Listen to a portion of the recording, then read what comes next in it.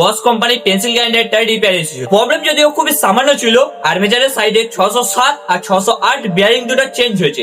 সামান্য bearing change করতে গিয়ে নতুন কিছু আজকে শিখলাম। এই মেশিনের যতবার আমি পার্সোনালি আর্মেচার চেঞ্জ করেছি সবসময় আমি অরিজিনাল লাগিয়েছি। এর ডুপ্লিকেট আর্মেচার হয় কিনা আমার ধারণা ছিল না, যার দামটাও একটুখানি বেশি পড়ে। বিয়ারিং চেঞ্জ করার সময় দেখি এই মেশিনের মধ্যে আর্মেচার আছে ডুপ্লিকেট। তারপর কোন মডেলের আর্মেচার? 600 মডেলের আর্মেচার।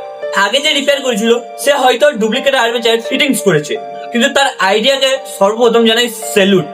কারণ তার কাছ থেকে আজকে আমি একটা ভালো জিনিস শিখলাম। কাস্টমারকে আমি কম খরচার মধ্যে এইসব মেশিন রেডি করে দিতে পারবো।